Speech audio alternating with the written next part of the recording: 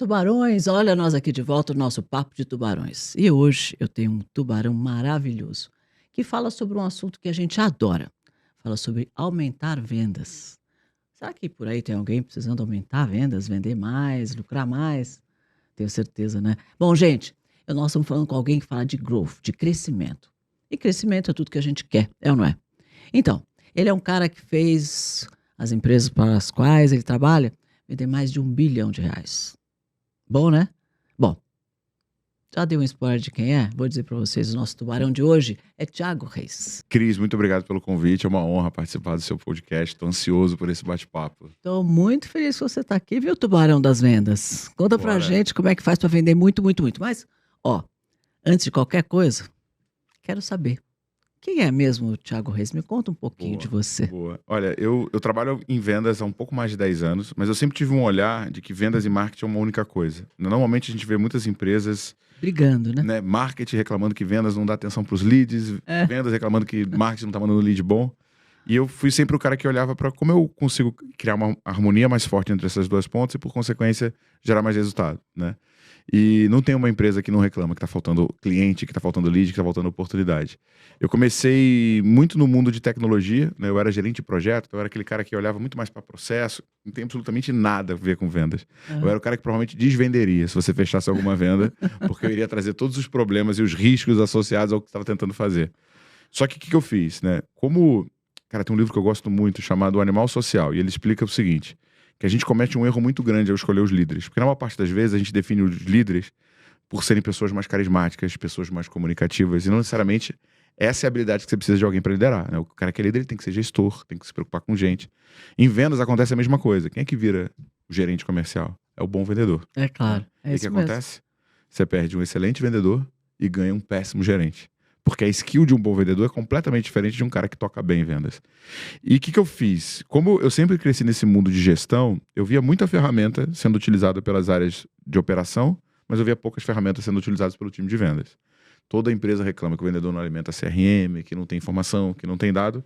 Eu comecei a levar essa governança e esses processos para vendas. A partir do momento que você começa a ter mais histórico e mapeamento, por consequência, você sabe o que está dando certo, o que está dando errado, e você consegue corrigir melhor. Certo. E assim eu comecei, primeiro trabalhando numa startup, que me contratou para ser gestor financeiro.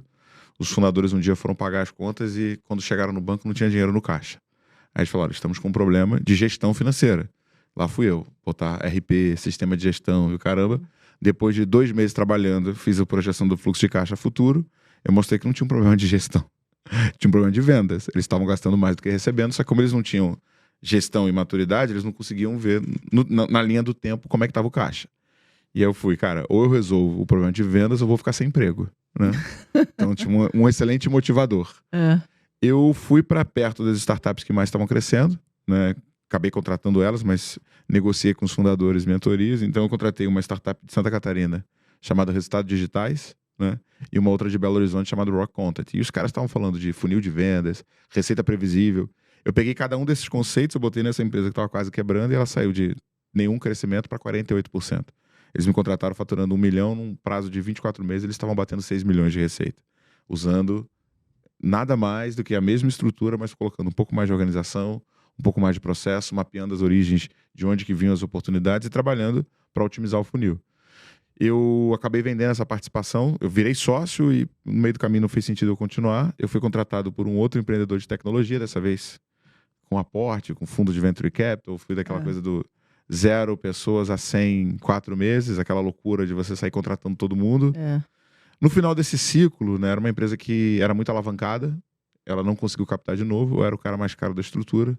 Eu fui promovido a empreendedor, né? Então, abriram a porta e falaram assim, tua vez de tentar agora. Vai à luta, meu filho. E o que aconteceu? Como eu fiz uma bagunça nesse mercado de ERP, muita gente que era concorrente queria minha ajuda, queria me contratar. O que você fez lá? O que você fez? Assim surgiu a Growth Machine. E a Growth, a gente aplica metodologia científica, processo e tecnologia para aumentar vendas.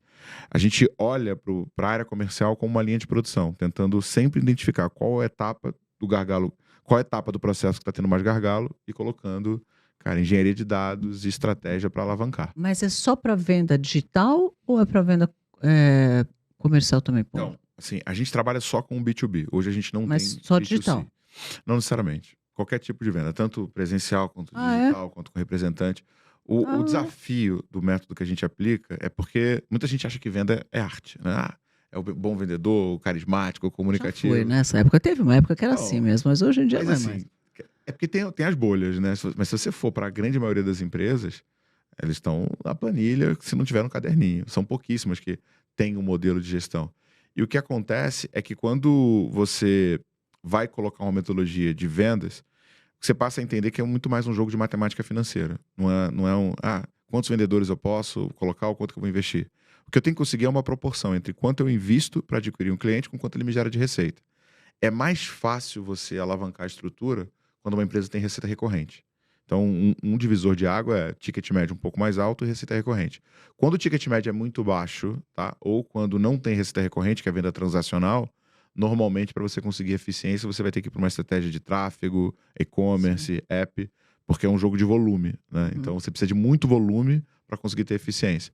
A gente ajuda mais empresas que têm ticket médios mais altos, sabe? Empresas que vendem software, que vendem serviço, que vendem projetos complexos. E outra coisa é o seguinte, né? A gente vai vender um item físico, você pega, você sente o cheiro, você toma. Quando você vende software, quando você vende serviço, quando você vende tecnologia, é completamente intangível. Então você tem uma complexidade muito maior de conseguir criar a visão na Mas tudo cabeça bem, do esse aqui cliente. custa, sei lá, R$ 200 e um negócio desse custa Outra, quanto? é, É outro tamanho. outro ponto. É, Ticket médio mais baixo, é. o processo de decisão ele é mais simples. Você está disposto a errar em R$ 200. Você não está disposto a errar em R$ 500.000. É. Né? Então, é aí que entra a complexidade. E quanto mais complexo for o teu processo de decisão, ou seja, quanto mais opções ou quanto mais insegurança você tiver em relação à indecisão, por consequência, quanto maior o ticket, mais inseguro você se torna, porque se der errado, o impacto é maior, mais estruturado precisa ser a abordagem do processo comercial.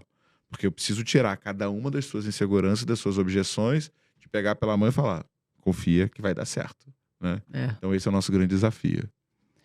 Que louco, né? E assim, como é que nasceu esse método? Da onde que você conseguiu Então, assim, eu desenhar falo esse? toda hora que eu não sou um cara inteligente. O pessoal fala, como você entende? Não, cara. Claro que é. Eu sou nerd, eu leio muito e eu uso muitas referências. Sabe qual que é a diferença do plágio pro benchmark? O plágio é quando você copia de um. Benchmark é quando você copia de vários, É, você entendeu? vai aprendendo com todo mundo e faz o seu, né? Exatamente. Então, assim, o que eu faço? Eu peguei muita cultura de startup, né? Qual que é a lógica? Na verdade, que também copiou da cultura Lean. Em vez de eu levar 12 meses desenhando a estratégia de ataque de mercado para venda de caneca, eu vou fazer um protótipo, vou botar na barraquinha de camelô e vou testar com 100 pessoas passando na frente quantas vão comprar minha caneca. Em um dia eu já tive uma validação e já tenho uma hipótese se funciona ou não. Todo o nosso método se baseia olhando para aquele conceito lá do Lean Startup, né? Então, tudo que a gente cria, o que a gente faz? A gente bota o processo para rodar em 30 dias e começa a mensurar e medir Testar. dado. E conforme eu vou tendo feedback, eu vou otimizando, corrigindo. Às vezes a gente acerta de primeira, às vezes eu preciso de 3, 4 sprints para acertar. Mas o que a gente entendeu? Que o empreendedor, né, quando quer aumentar vendas, o resultado que ele não tem é pelo aquilo que ele não sabe. E às vezes a gente fica confabulando de que é ferramenta, de que é isso, de que é aquilo. Balela. Você precisa colocar no menor tempo possível na rua, na frente do cliente real e colher feedback. Baseado nesse feedback, você vai otimizar. Então a gente usou muito essa metodologia, né, do Lean Startup. A gente usa muito pensamento visual, né, que é o que a galera chama de design thinking. Então, cara, post-it, protótipo, porque eu amplio a minha capacidade de comunicação e de compreensão, diferente quando eu vou escrever um texto, você tem que ler o texto inteiro para entender. Quando eu faço um diagrama, um desenho, É mais você está fácil. pensando visualmente, né? E a gente olha muito para uma terceira teoria de um físico chamado Elias Goldrich, né? Esse cara criou a teoria da restrição. Ele revolucionou o processo de produção porque ele falava o seguinte: a velocidade de uma linha de produção é igual ao do seu menor gargalo. E antes dele, as indústrias não dimensionavam a capacidade produtiva pelo gargalo. Então, eu estou fazendo essa caneca aqui. Eu faço 100 canecas por minuto. Só que eu só consigo pintar 10. Ao lado da máquina que pinta, eu vou ver acumular a garrafa do lado dela.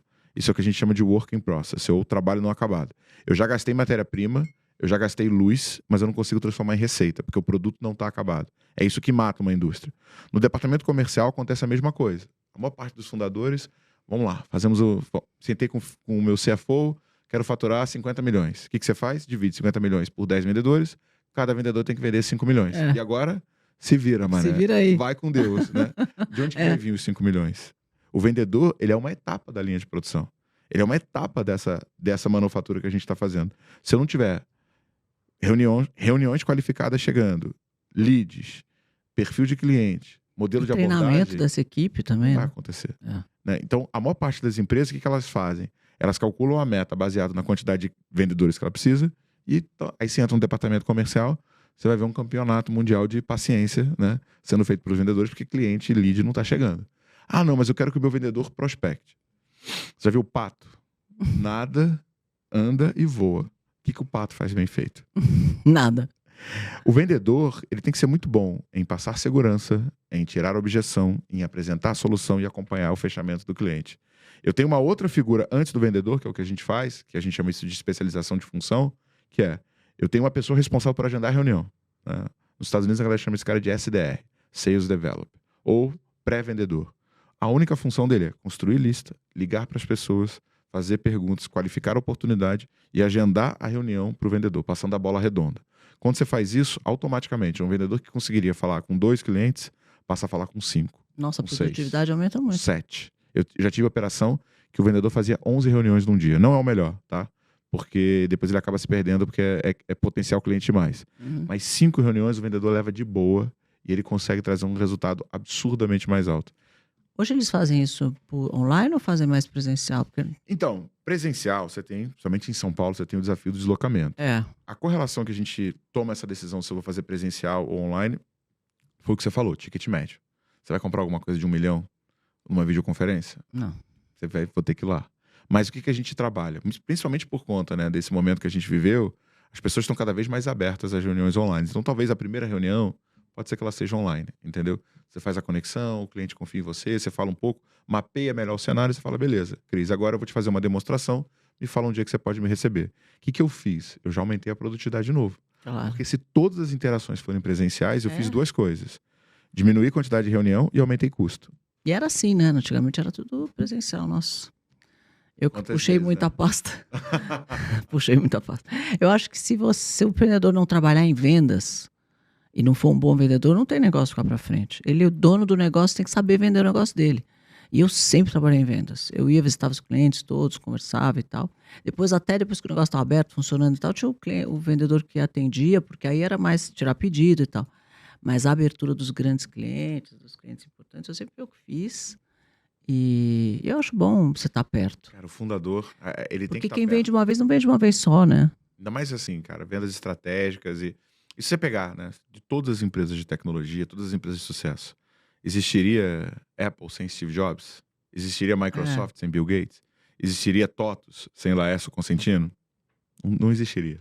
Então, assim, pro empreendedor que tá ouvindo a gente, e ele é mais o cara técnico, o cara de tecnologia, que é mais tímido, que é mais nerdzão, cara, acha um cara comercial. Você vai ter que achar um cara e você vai ter que dar uma participação relevante para esse cara levantar o teu comercial. A própria TOTUS, tá?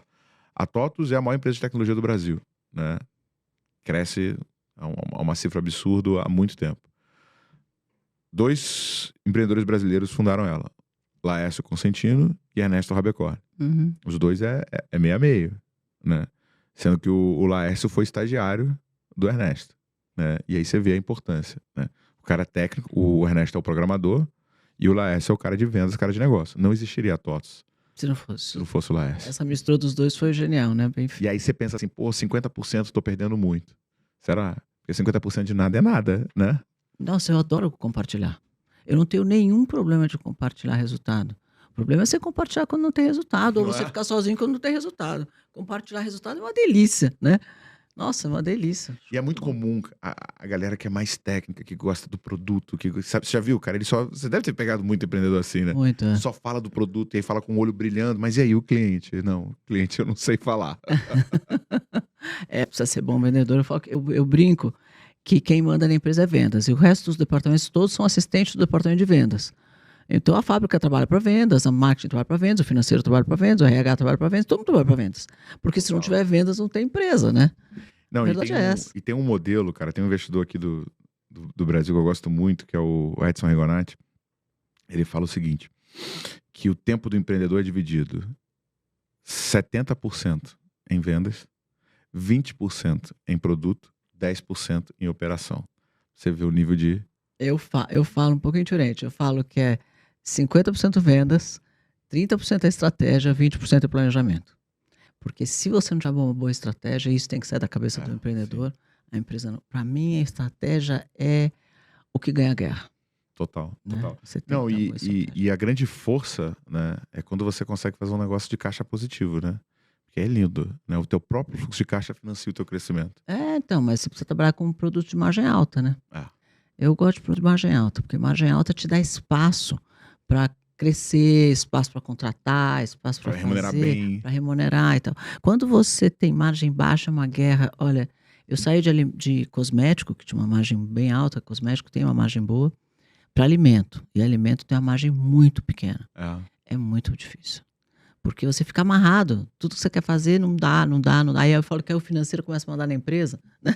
Ah, isso não cabe, isso não dá. Não, não contrata, não, não pode. Aí eu vou fazer, não faz isso esse mês, só o mês que vem. Não, eu preciso fazer, não pode. Ah, não sei trabalhar assim, não pode fazer nada. É terrível. E vira moedor de carne, né? Porque você traz a pessoa, você não consegue reconhecer, remunerar, promover, e aí você tá ali o tempo inteiro recrutando e substituindo as pessoas. E eu sempre tive a política de trabalhar com bônus de participação nos lucros, para todo mundo. Então, eu sempre fiz isso, né? 20% dos lucros são distribuídos para a companhia, e esses 20%, 10% normalmente a diretoria, os gestores, maiores gestores, os outros 10% é para todo mundo, de A a Z. E isso sempre funcionou em todas as empresas. Quando eu entrei nessa trabalho com os alimentos, se a margem é muito baixa, você vai distribuir muito pouco. Entendeu? Então, também essa distribuição não faz uma diferença na vida da pessoa. É legal quando você distribui lucro, que isso faz diferença na vida da pessoa, que ela é impactada com aquela distribuição daquele bônus. Então, você precisa ter margem para fazer essas coisas. E é um desafio. É um desafio quando você tem margem baixa. O bom do software é isso, né? Que o software normalmente é um login e senha, né? Então, você não tem uma matéria-prima sendo transformada no meio, né? Não, e também não tem frete, né? Entrega. Nada. Eu aperto um botão, foi, né? Acabou. Nossa, é delicioso. Eu gosto de curso digital por conta disso, mas eu acho que eu gosto mais do presencial. Eu tenho tanta essa coisa de, acho que ter vindo de televisão, e tal, de gostar de gente. Eu sou pisciana, adoro gente. Então eu gosto de gente e tal.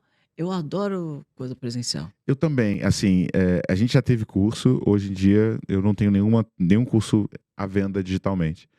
E a grande frustração é porque você não faz o curso em si. Claro que você quer vender, claro que você quer receita. Mas você quer a transformação. Né? Você quer ver as pessoas transformando e não consegue. 60% nem se loga. Então entendeu? os caras compram e não fazem. Não faz nada, né? Uma vez eu fiz um curso digital que eu entregava ao vivo, né? Porque eu falei, pronto, resolvi o meu problema, já que eu quero estar com as pessoas, eu vou entregar o curso ao vivo. Não vou mandar um curso, eu vou fazer o curso ao vivo para eles. Eu falo, quem sabe faz ao vivo, né? Então eu vou fazer ao vivo. Eram acho que 200 pessoas, 300, entravam 70 na aula. Eu falava, cadê o resto? O pessoal pagou o ticket alto, num curso de 5 mil, 6 mil. Entravam 70 pessoas num curso de 300 pessoas. Eu falava, não é possível. Mas sabe uma coisa que eu bato muito com o meu time, uma coisa que eu falo bastante, né? Para mim, vendas, o momento que a gente está vivendo, com a evolução que a gente está vendo de toda a discussão da economia do comportamento, Dan Ariely, né, Daniel Goleman, a gente é um processo de seleção natural dos mais preguiçosos que mais se alimentavam, né? Savana, vamos lá, Sapiens, o Val Harari. Quem é que sobrevivia? É o cara que mais comia e que menos se esforçava. Então, naturalmente, nós passamos por um processo de seleção onde a preguiça foi o gene dominante ali que mais perpetuou. Porque se você era um cara que gastava muita energia e conseguia consumir pouca, você não conseguia se manter funcionando, você morria de inanição. Então, o que a gente fez? Selecionamos a preguiça. E nós somos muito mais adaptados a ficar caçadores-coletores com muito tempo sem se alimentar, e a gente tem que ficar achando o mecanismo de economia de energia do que o oposto. Então, o que acontece? Time de venda, qual que é o maior desafio? Treinar vendedor. O vendedor, ele acha que é só ele entrar na reunião e fazer a venda. Cara, um jogador de futebol treina 7 dias para jogar 45 minutos. E para mim, chutar uma bola pro gol, não que eu tenha alguma habilidade, tá? Sou bem ruim de futebol. Mas é muito mais simples do que você convencer um ser humano a tomar qualquer decisão na vida. E assim, vendedores bons precisam treinar. E aí criar essa cultura do aprendizado, porque, cara, treinar é mais cansativo do que ir pra academia, né? Esforçar o teu cérebro O Val Harari... Você não gosta de estudar? Não gosta. Ninguém gosta de estudar. Mas aí o que eu sempre bato? Deixa eu te contar uma história. Eu tava um dos últimos lançamentos que eu fiz, eu tava fazendo uma live, dessa que você faz 7 horas da manhã, que você acorda sem vontade nenhuma de entrar ao vivo, e o teu time de marketing falou que você tem que entrar. É. Era 7 horas da manhã de um domingo, eu entrei e tinha, sei lá, 40 pessoas. Eu tinha começado com 300 e pouco. Eu falei, pô, não acredito nisso. Aí eu cheguei pra galera ao vivo e falei, o que é difícil fazer? Aí o pessoal falou, tirar férias. Onde que é difícil tirar férias? A pessoa falou, Maldivas. Eu falei, eu vou prospectar e vender dinheiro pra tirar férias em Maldivas nos próximos 10 dias. Aí assim que eu acabei a live, minha esposa entrou no quarto de hóspede e falou assim, você não vai mexer no cartão de crédito, você não vai usar o dinheiro do banco, se você falou que você vai prospectar e vender pra tirar férias em Maldivas, agora você vai fazer. Fala que ela é minha coach. Aí eu pensei assim, cara, eu volto ao vivo e falo que foi maluquice, porque eu pensei assim, não, eu consigo fazer, mas se der errado, eu compro. Eu falei, agora não tem mais essa. O que eu fiz? Eu sempre olho para como eu automatizo ou terceirizo as atividades, porque esse é o principal mecanismo. Usa a tua preguiça a teu favor. Você já sabe que você é preguiçoso. Então o que eu fiz? Eu peguei uma agência e botei ela responsável pela ponta administrativa, para eu não ter que pensar em contrato e nada disso. Comecei a vender palestra, que eu nunca tinha vendido antes. Fui no LinkedIn, fiz um filtro, achei empresas que tinham mais de 200 vendedores com crescimento de mais de 30% ao ano. Deu 900 empresas no Brasil. Separei líderes de RH, peguei gerência e coordenador, mandei uma mensagem automática falando o seguinte, me conta uma coisa, Cris, na sua empresa tem convenção de vendas? Se sim, quem é a pessoa responsável? Disparei 600 mensagens, tive 90 respostas, viraram 60 reuniões, que viraram 10 propostas, eu fechei 4 vendas. Em 10 dias eu estava comprando passagem para ficar tirando férias em Maldivas. Por que eu fiz isso? Para mostrar para as pessoas que se esforçar é ruim, mas se você se esforçar na direção certa, você consegue fazer coisas que poucas pessoas fazem. Adorou a viagem para as Foi Maldivas. sensacional, sensacional. E a sua mulher aproveitou. Ela no final que se deu bem, né? Ela que se deu bem. Maravilhosa. Mas é engraçado que eu falo o tempo inteiro é que a gente tem muita crença limitante, né? Por que todo mundo executa assim? Ou porque acha que não acredita, ou porque acha que não é Mas possível. sabe o que é isso? O que estava atrás de tudo isso? Uma palavra: estratégia. Ah. Você parou e falou, qual vai ser a estratégia? Eu vou fazer isso, depois vou fazer isso, vou fazer isso. Às vezes ganhou a guerra.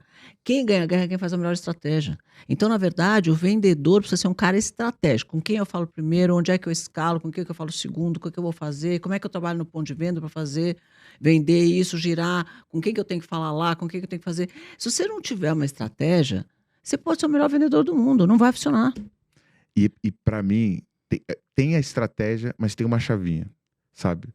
Que é a mentalidade. Tem muito vendedor que tem uma mentalidade escassa. O cara, ele tá mais preocupado com dar 18 horas para poder ir para casa. Ele tá mais preocupado em assistir Netflix. Uma vez, eu tinha uma equipe de vendas grande, né? Na Beltim, e aí tinha um gerente e tal. E eu comecei a fazer aquele Salesforce que tentava, tinha que fazer check-in, check-out, check-in, check-out. Eu vi que chegou a sexta-feira, cadê o check-in, check-out desses caras, não sei o que acontecia. Você acredita que o gerente encontrava os 6 vendedores num posto de gasolina, não sei aonde, e passava a tarde lá tomando cerveja e conversando? O gerente. Meu Deus. Ele levava os vendedores, e eles também viviam de comissão. Então eles estavam cortando um dia por semana da vida deles para ficar em turma num posto de gasolina batendo papo, tomando cerveja na sexta-feira. Eu falei, Mas assim, o que eu aí faço... você fala, como? Que o cara que vive de comissão faz um negócio desse. Mas é mentalidade, é mentalidade. Então, ele alcança o número que ele queria até a quinta, eles faziam tudo para alcançar o número até que eles queriam lá de objetivo até a quinta, e depois sexta-feira não trabalho. Eu, se eu alcançar o meu número na quinta, na sexta eu vou trabalhar o dobro, para conseguir o meu número mais, né, um tamanho. Não, já cheguei. Ou então, quem guarda pedido do mês para o mês que vem? Nossa. Não, assim, eu sempre... Nossa, eu ficava doente quem Eu fazia sempre fui o gestor que colocava pressão. Porque, na verdade, quando eu era colaborador, antes de empreender, eu acreditava que, como gestor, o teu desafio é levar a pessoa para o próximo nível, né? Só que você sendo amigo da pessoa, dando tapinha nas costas, levando ela para tomar cerveja meio-dia, na sexta-feira, eu não tô sendo amigo. Eu tô acabando com a capacidade de evolução dessa pessoa. Então, eu era sempre o cara que botava pressão. Eu botava pressão para levar para o próximo nível. Nem todo mundo aguenta, entendeu? Mas quem aguentava ia para um nível de execução... Então, mas a maioria das pessoas não querem, né? Cara, acho que esse é o problema. Então, as melhores pessoas têm um nível de ambição diferente, mas porque eu não estou falando de ambição só de dinheiro, não. De ambição de crescimento, de desenvolver, entendeu? O cara fala, para mim tá bom. Eu tirei aquele dinheiro lá, paguei minhas contas, sexta-feira eu vou tomar cerveja e eu guardo os pedidos para o mês que vem, para garantir que o mês que vem também vou estar de boa. E tô de boa. Sabe que Tá, é mindset diferente. a gente fez um evento, né? E aí pegaram um hotel bem próximo do evento. Eu tava com uma pessoa do meu time na recepção. Aí eu cheguei e falei assim, pô, a academia tem que ser boa. Aí a pessoa do meu time virou e falou assim, eu sempre tô esperando o pior. Eu falei, como assim? Não, eu espero o pior, porque o que vier eu não me frustro. Eu falei, cara, Nossa. para de fazer isso agora. Porque você tá se condicionando a aceitar porcaria. E se você se condicionar a aceitar porcaria, tua vida vai ser uma porcaria. E vai estar tudo bem também. E vai estar tudo bem, e você não vai nem lutar pra mudar isso. É. Né? E você quer ver uma coisa? Eu moro no Rio, eu moro na Barra da Tijuca. Barra da Tijuca, pra entrar e sair, você conhece o Rio. É um inferno. Muitas vezes eu pego e vou de metrô pro meu escritório que fica no centro. E aí, o que eu faço? Tenho 1 hora pra ler. Olha que coisa maravilhosa. Cara, você entra na estação do metrô, você vai ver 90% das pessoas estão no TikTok, estão no Instagram, estão no joguinho. Se você fizer a conta, a pessoa gasta 2 horas por dia. Vezes 5, a gente está falando de 10 horas. Vezes 4, 40. Em 2 meses, a pessoa fez um MBA, se ela quiser, se deslocando. Mas a pessoa não. Ela trabalha para se distrair e se contentar com a condição medíocre que ela tem. Em vez de olhar para onde que ela consegue chegar. E o que eu faço com os meus vendedores o tempo inteiro? Todo mundo que vai trabalhar na Growth fala assim, pô, vou ser treinado pelo Thiago Reis e tal. E a primeira eu quero, vou lá trabalhar lá. Vambora. Primeira coisa que eu falo, não vou te ensinar vendas. O cara, como é que você não vai me ensinar vendas? Cara, quer vendas? Compra 2 livros, você já vai entender tudo que tem de vendas. Acabou, você não precisa de vendas. Vendas você aprende em 1 semana, jogando no Google, como vender mais. Lê todos os artigos das 2 primeiras páginas, você já sabe tudo que eu sei sobre vendas. A única coisa que eu vou te ensinar é mentalidade. Porque se eu destravar a tua cabeça para querer mais, você vai executar num outro nível, você vai correr atrás num outro nível, você vai tomar porrada e vai entender que faz parte do processo e você vai para um outro nível de resultado. Batata. Uma coisa que eu fiz com os meus vendedores, e aí, para a galera que está assistindo, essa é muito boa. Eu faço, né, rotina de gestão com todo mundo, que é o que? O one-on-one. Então, Cris, onde é que você está? O que você quer? Qual é o teu próximo passo? O que eu fiz com os meus vendedores? Peguei o sonho de cada um deles. O Carlão, o sonho dele é ter uma Land Rover branca. O Patrick quer ter uma Mercedes A200. Tudo carro. Homem, né? Homem adora homem carro. É tudo carro. O que eu fiz? Fui no shopping do outro lado da rua, peguei um pendrive, fui no Google, Land Rover branca, A200 cinza. Fui lá naquelas lojas de impressão, imprimi num quadro, emoldurei, pedi para embrulhar, fiz uma cartinha à mão. Toda vez que tiver difícil, lembro por que você está executando. Acabou. Eu não cobro mais venda, eu cobro Land Rover. Cadê sua Land Rover? Cadê? Quanto que está faltando para Land Rover? Eu só preciso lembrar dele disso. E aí muito gestor acha que a pressão, né, vai fazer diferença. Se você não destravar a cabeça do teu cara para ele sonhar mais longe, ele vai executar igual a todo mundo. Quando você fala que uma pessoa está na média, você está chamando ela de medíocre. Né? O que é medíocre? É aceitar a condição que você se encontra. Muita gente acha que mediocridade é um estado. Eu discordo. Mediocridade é o contentamento com o estado. Porque você vender pouco não é um sinal de que você é medíocre. Se contentar em vender pouco é. Estudar pouco não é um sinal de que você é medíocre. Se contentar e não estar evoluindo é. Então, quando você vira essa chave, você entende que no final do dia você está fazendo uma guerra contra a tua economia de energia, que você tem que ficar o tempo inteiro aumentando a tua intensidade, você entende que você consegue fazer as pessoas irem para um próximo nível. É impressionante, porque assim, cada dia mais eu percebo que quem cresce estuda, né? É que long life, né? Learning. Então, se você ficar estudando toda a sua vida, você vai sempre crescer. E agora, com as coisas mudando do jeito que está, e na rapidez que estão mudando, ou você se atualiza, ou você lê, ou você estuda, ou você não consegue. E eu mesma, às vezes me pego falando, gente, não estou conseguindo estudar. Porque às vezes eu falo, eu vou tirar esse dia tal para estudar tal coisa. Aí não consigo, aí entra uma coisa, entra outra coisa, não sei se acontece com você, entra uma coisa, entra outra, eu falo, não deu hoje. Então, aí eu vou lá na minha agenda e falo, não, vou programar. Porque se eu não programar, eu não consigo. Eu vou programar tal dia, tal hora, eu vou estudar tal coisa. Aí eu ponho lá na minha agenda para mim mesmo, tal dia eu vou lá. E não consigo de novo. E aí eu vou ficando angustiada porque eu não estou conseguindo, sabe? Me atualizar no que eu quero me atualizar, me aprender do que eu quero aprender, ouvir o que eu quero ouvir. Aí essa semana eu falei, eu vou comprar um audiobook, porque assim eu escuto quando eu estiver treinando. Eu faço isso. Eu só treino ouvindo audiobook. Eu nunca treino sozinho, sempre treino ouvindo audiobook. Aliás, você me falou de um livro a última vez que nós nos encontramos lá em Aracaju, naquela palestra. E eu falei, esqueci do nome do livro. Você vai falar, eu vou anotar já. Mas Lembra? me lembra o É um contexto. livro de guerra, alguma coisa. Armas, germes e aço. Não é esse?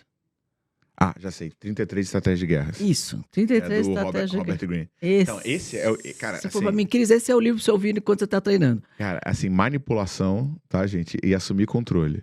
33. 48 leis do poder, 33 estratégia de guerras. estratégias de guerra. Então, eu que amo estratégia, eu falei, quero ler esse livro. Esse livro é muito bom.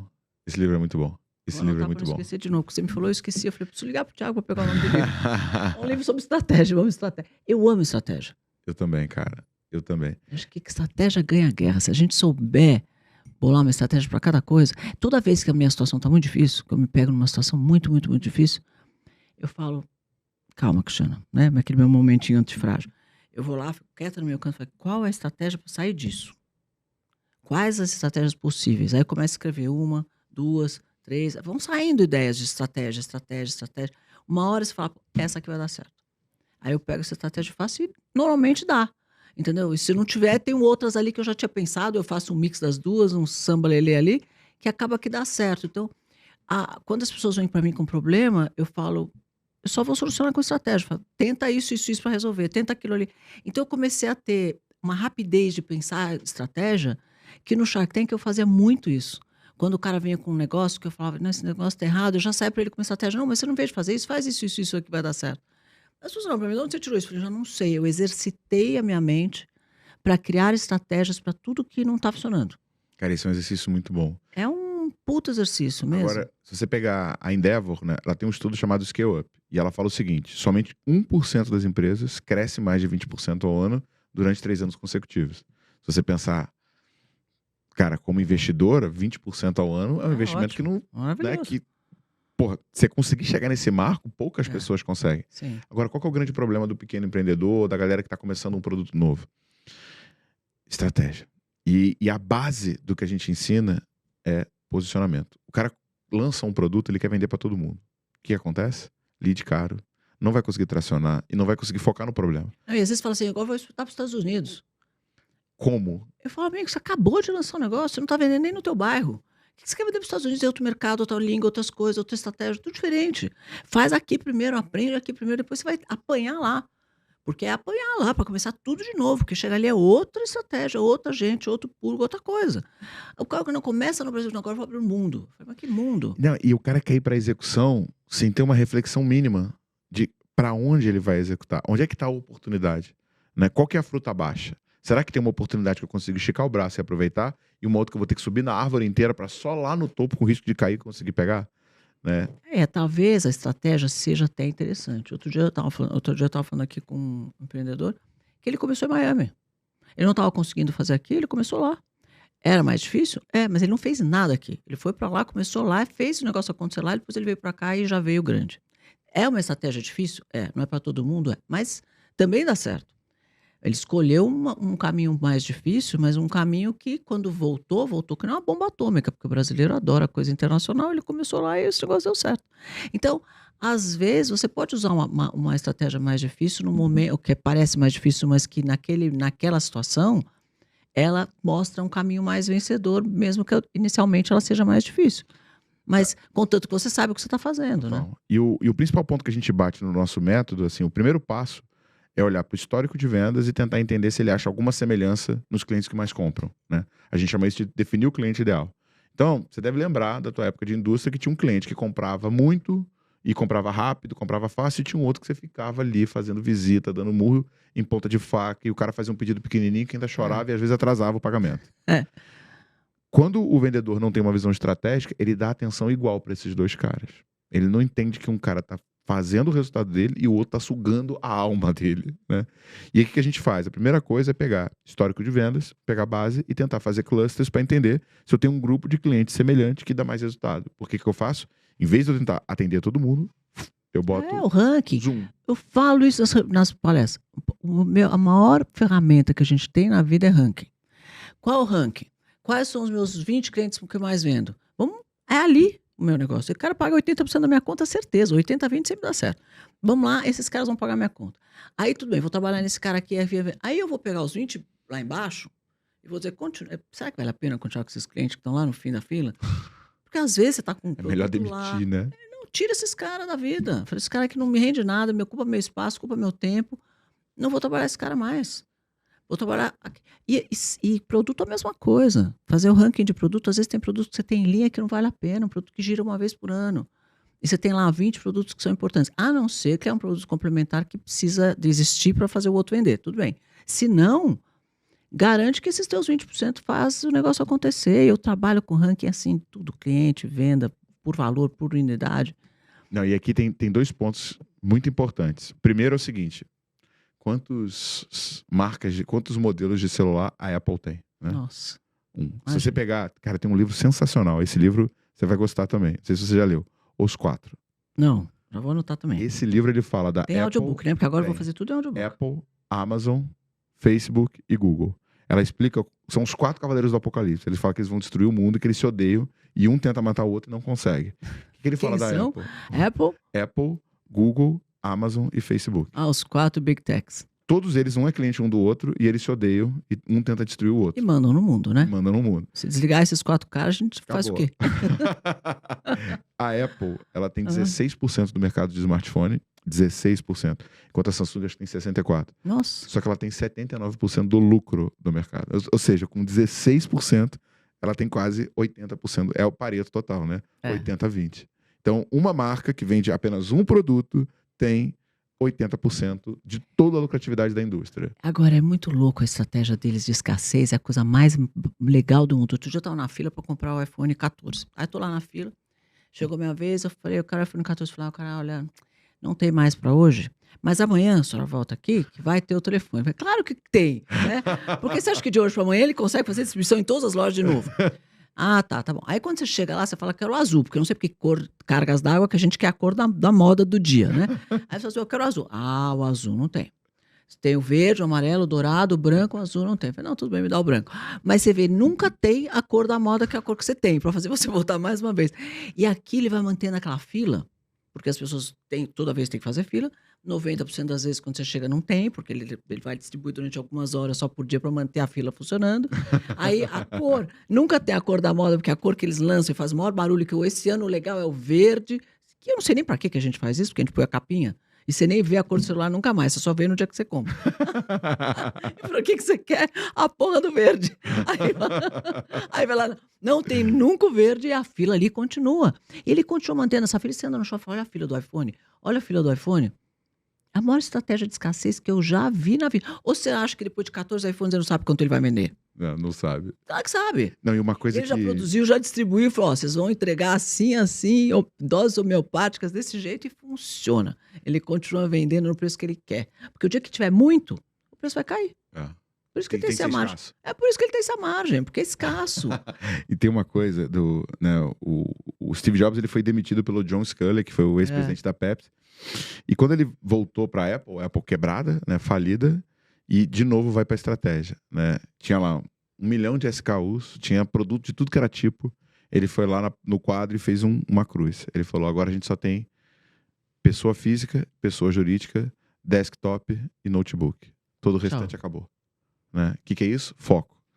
Acho que o grande ativo da estratégia, o exercício de pensar no futuro, ele é muito forte, porque ele faz você antever movimento e tudo mais, mas eu acho que o maior ativo da estratégia não é o planejamento em si, e sim a restrição das opções que você tem. Porque qual que é a bucha do empreendedor? A maior parte dos empreendedores são o quê? Criativos. Todo dia surge a porra de uma ideia nova. É verdade. Nossa, é verdade. Todo mundo é assim. Se você não tem uma estratégia para falar, segura, pelo amor de Deus. Cara, você vai ficar atirando para tudo que é lado, não vai conseguir ter resultado nenhum. O que o Jobs fez? Cara, um produto. Você sofre disso? Caramba. Nossa, eu sofro disso demais. Pra caramba. Todo dia surge alguma coisa. Mas uma coisa que eu faço, os meus líderes, todos são diferentes de mim. Eu não gosto de trazer cara que pensa igual a mim. Porque eu quero que eles me questionem. E também não gosto de trazer pessoas que são influenciáveis. Eu gosto de pessoas que são questionadoras. Entendeu? Porque eles falam, não, tá errado. Aí eu falo, por que tá errado? Tal. Você tá certo. Tá bom, não vou fazer, vai. Eu não gosto, eu fico triste. Mas tá bom, não vou fazer, mas eu não gosto. Aí tem empreendedor, que é o empreendedor Branca de Neve. Sabe por quê? Por quê? Ele tá sempre cercado pelos 7 anões. Ah, sei, então, Deus me livre. Ele que manda, ele que decide, e não tem ninguém que influencia ou que modifica a execução que ele vai ter. O que ele vai fazer? De novo, resultado medíocre. Mas você já vai ouvindo de cara ou você testa o cara primeiro? Então, eu acho que assim, hoje, no tamanho que a gente está, o meu grande papel é puxar a barra, né? Então, quando é uma mudança de foco, eu faço uma reflexão em relação ao meu planejamento estratégico. Mas quando é uma redução de energia para conseguir segurar um pouco a execução, aí eu chuto a barra para cima. Só que eu também eu vou e volto, porque eu sinto que se eu deixar também no nível de execução que eu quero, eu vou dar burnout nos caras, entendeu? Então, Eu dou uma testada, porque assim, normalmente a pessoa entra e eu dou corda. Faz você pensar, faz se você quiser errar, não tem problema, traz aqui, a gente corrige, faz. E aí eu fico olhando, né? Porque eu não tenho muito tempo mesmo, então eu só fico olhando. Aí o cara dá a primeira escorregada, a segunda, a terceira, na quarta eu já não escorrega mais. Porque aí volta pra minha mão e eu não. E aí eu fico de perto, falando, ó, aqui tá errado, aqui tá errado, aqui tá errado, aqui tá. Porque é muito difícil gente que tem. Sei lá, eu tô um pouco gato escaldado, assim. Eu tô achando que as pessoas. Verdade, eu tô achando que as pessoas vêm com pouco comprometimento, sabe? Hoje tô achando difícil, sim. Eu tinha muita gente que trabalhava 20 anos, 25 anos, por 10 anos, 18 anos comigo, anos e anos, que vêm vindo anos. Hoje você vê que as pessoas ficam menos tempo, logo elas abrem o negócio delas, o que eu acho muito legal. Umas esperam um momento certo de amadurecimento, outras menos, porque elas têm muito menos paciência de esperar, né? Elas são mais imediatistas e abrem antes. Mas ficam menos tempo. Então, você treinar fica um pouco mais desafiador, né? Porque o turnover aumentou, né? então, assim, uma coisa que eu fiz foi o seguinte. Chegou um momento da empresa que as pessoas estavam brigando, discutindo, aquele clima horrível. Aí eu fui lá, dei shutdown. Tirei da tomada e botei de novo. Refiz todo o time. Aí passou mais 6 meses, as pessoas estavam brigando de novo. Eu falei, ó, a única variável constante nas 2 equações sou eu. O problema tá comigo. Aí o que eu fiz? Eu peguei uma casa, levei todo mundo para essa casa e a gente ficou lá desenhando. Por quê? Propósito, onde quer chegar, visão. Ah, Cara, que legal. esse alinhamento ajudou muito a gente a definir quem a gente quer dentro e quem a gente quer fora. E quando você começa a contratar muito rápido, você acaba meio que se perdendo, e aí vem vindo a galera que desalinha, você dá uma reajustada e vai. Eu tô no momento aqui que eu reajustei e tô colocando o engajamento de volta, mas a gente vende muito o propósito e onde a gente quer chegar. Eu acredito de verdade que vendas é um instrumento de libertação. Quando a pessoa não vende, ela se torna refém. O pai que é ausente, ele é ausente porque ele não está conseguindo vender, porque ele não está conseguindo proporcionar a qualidade de vida que ele gostaria. E por ele não entender como fazer isso, ele acaba se tornando um escravo do negócio dele. E ele é o pior refém, porque ele não ganha o salário fixo, porque se... Né, quantas vezes aí a conta não fechou e a gente fica sem salário? Né? Muitos. Ele é o que assume mais risco, porque se ficar devendo, no Brasil não tem game over, né, igual nos Estados Unidos, você vai ter que pagar. Dívida trabalhista é eterna, né? Então, quando você analisa o passivo que o cara está construindo versus a qualidade de vida e a remuneração que ele tem, às vezes, se ele estivesse no mercado, ele estaria ganhando até mais, com menos problema. Então, o nosso propósito é esse. A gente acredita que quando uma empresa vende mais, você está libertando o empreendedor para dar mais atenção para a família, ter mais qualidade de vida. E eu vendo muito isso para o meu time. E a gente tem muitas ações de evidenciar a nossa cultura e o nosso propósito. E aí, cara, naturalmente, Cris, a galera que vem mais pelo dinheiro ou que está no curto prazo, os próprios outros membros acabam expulsando do grupo, entendeu? E é fogo. A gente fez uma demissão por cultura, foi bem difícil, assim, sabe? Porque era uma pessoa que entregava resultado, era uma pessoa boa, mas que tinha tido um comportamento que estava desalinhado com os nossos valores. E aí, tipo assim, se demitir um cara sem performance é fácil, né? Se demitir um cara que está performando, aí você fala, e aí? O que a gente vai fazer? Mas foi muito legal que o time comprou a briga, sabe? O time falou, não, vamos, a gente vai segurar, batata. O maior resultado da história da empresa. Olha só. A gente cresceu 100%, 100% de abril para maio. 100%. Oh, que maravilhoso, parabéns. 100%. E esse ano tá complicado, né? Tá um ano mais complicado. Cara, tá, assim, ó, então, uma coisa que eu falo para todos os empreendedores é o seguinte, quando a gente olha para vendas, eu gosto sempre de pegar uma folha em branco, fazer um risco no meio. Lado direito você coloca meu controle. Lado esquerdo você coloca fora do controle. Lista o que você tem que está tirando o resultado. Economia, fora do controle. Política, fora do controle. Variação do dólar, fora do controle. Processo de vendas, treinamento do time, atenção que você está dando para o teu negócio. Então, assim, o ponto que eu mais bato é, se você zerar o que está no teu controle e o teu resultado não aumentar, cara, eu caso contigo o que você quiser, eu troco de nome, eu te dou a grana que você quiser que o resultado vem. Resultado é consequência. E qual que é o grande erro que a gente tem? O que a galera faz? A galera olha para venda. Quanto você está vendendo? Eu quero mudar a venda.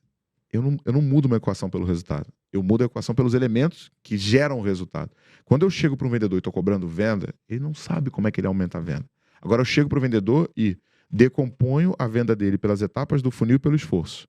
No lugar de eu cobrar do vendedor venda, eu vou perguntar: já fez 10 ligações hoje? Já mandou 2 propostas? Já falou com um cliente? Já fez um follow-up numa proposta que você fez? Quando eu dou para o vendedor a execução, ou seja, o esforço que gera o resultado, e monitoro ele e ajudo ele a melhorar isso, cara, não tem como não ver resultado. E resultado é consequência. E você sabe que é uma coisa, realmente o mercado está mais difícil e tal, etc., por conta de toda essa situação que a gente está vivendo, mas todo mundo que eu conversei aqui, todos, até hoje, mostraram o tamanho do mercado deles e a gente está só arranhando o tamanho do mercado. Então, no mercado de educação, tem 18% das pessoas nas universidades, por exemplo. Falta 80% do povo que está fora da universidade. Olha o espaço que tem para crescer a universidade. Aí você fala de bebida a mesma coisa, fala de seguro a mesma coisa, fala de carro a mesma coisa, fala de qualquer coisa. Venda. Pensa aí. Venda. Imagina que tamanho de mercado que você tem. Departamento comercial organizado, como eu acabei de descrever. Ninguém. Quantas pessoas precisam de ajuda para vendas de uma forma organizada, com método e tal, e tal, e tal? Quantas? Todo mundo provavelmente que está ouvindo aqui a gente. Então, imagina o tamanho desse mercado para você. Eu vou falar que a política vai te atrapalhar? Nunca. Você Na entendeu? verdade, assim, né? Se o mercado tivesse já, né, todo tomado, e você precisasse da economia melhorar para você crescer, tudo bem, mas não. Né? Como fala, a grama está alta ainda lá. Altíssimo, Ixi, você tem tanto altíssimo. espaço para crescer, a economia vai fazer barulho, a política e tal, e você vai crescer. Eu passei por 15 planos econômicos, desde que eu comecei lá a Fitoervas. E toda crise eu crescia. Porque tem oportunidade em toda a crise. Se você observar, tem. E na minha percepção acontece 2 coisas na crise. Primeiro, os teus concorrentes menos preparados é aquela coisa de você balançar a árvore, né? Os que estão pendurados já caem. Então você já tem menos concorrente. Então esse é um primeiro ativo. Segundo, as pessoas estão mais atentas. No meu caso, cara, a crise eu só aumento. Eu já fiz o mesmo resultado de 2022. Eu já fiz.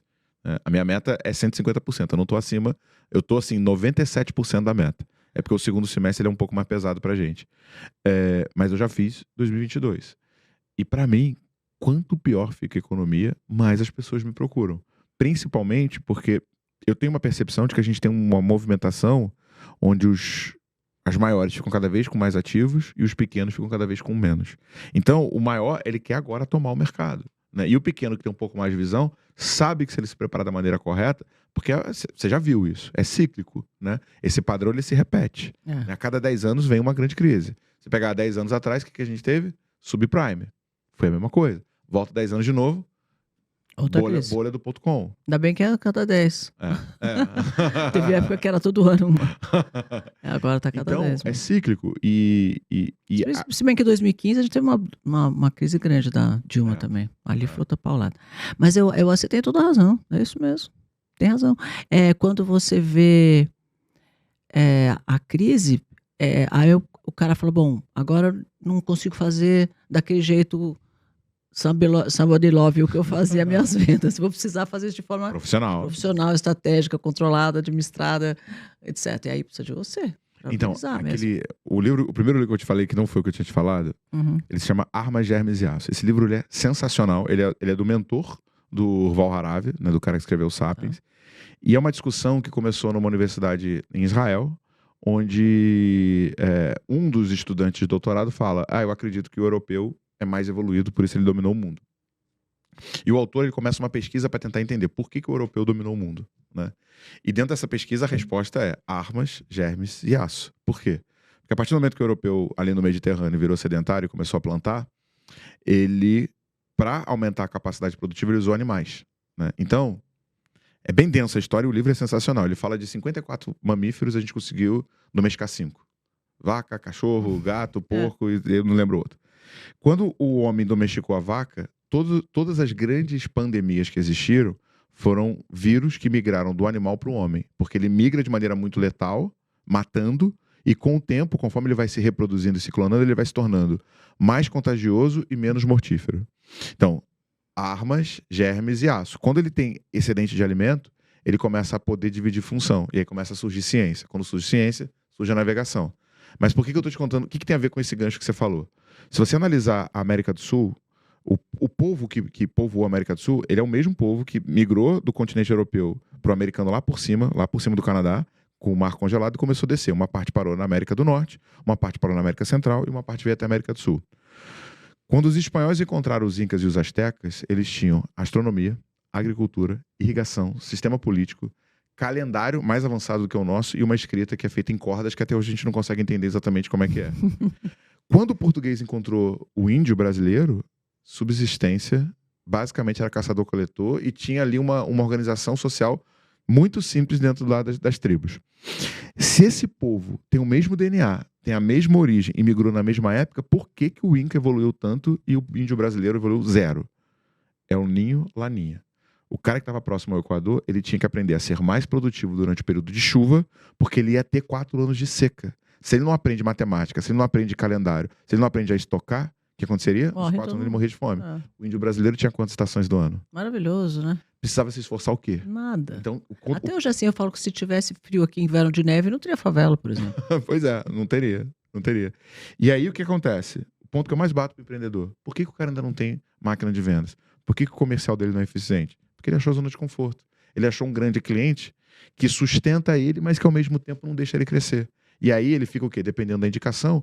E você pode ver, tem empreendedores sensacionais, com produtos maravilhosos. Só que o produto dele é tão bom que todo mundo indica. Aí o que acontece? Ele não precisa desenvolver máquina de vendas. Todo mundo que não vende bem por conta de alguma zona de conforto que ele desenvolveu. Uma acomodação, igual o índio brasileiro. Uma única estação do ano. Para que eu vou estudar calendário? Para que eu vou estudar matemática? Para que eu vou estudar irrigação? Esquece. Deixa eu ficar aqui na rede, né? É verdade, você está me falando uma coisa que é verdade. Eu sempre fui criadora de novos produtos de inovação, no produto novo, diferente e tal, não sei o quê. Então, eu chegava no ponto de venda, todo mundo queria, porque era o único. Né? Então, eu nunca tive que fazer trabalho para vender. Nunca tive de ir lá pedir, pelo amor de Deus, para vender alguma coisa. Eu chegava, o cara já queria comprar, eu lançava no lançamento, eu já tinha vendido tudo dentro do lançamento. Porque era um produto inovador, não tinha nada parecido, era uma coisa que ia disruptar o mercado, as pessoas queriam. Aí o que aconteceu? Com a Biltin, eu fiquei 5 anos parada numa briga societária, né? Quando terminou essa briga societária, já tinham entrado vários concorrentes.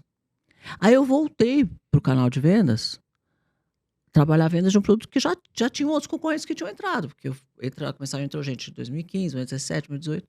Quando eu voltei, eu peguei um mercado que já tinha alguns produtos parecidos com o meu. Aí eu falei, como é que eu faço aqui para trabalhar mesmo, que eu já não sei como é que faz? Porque é verdade, você cria um comodismo que eu não precisava vender, eu era comprada.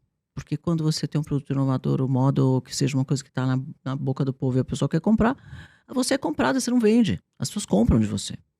Quando você muda de posição e você precisa vender, aí você precisa explicar o seu diferencial competitivo, você precisa ter argumento de venda, você precisa montar uma equipe organizada. Eu falei, Jorge, eu não sei fazer isso. Eu nunca precisei fazer isso. A vida inteira eu fiz de outro jeito, como é que eu faço agora? Entendeu? Então, para mim, foi um grande aprendizado. Porque eu tomei muita paulada.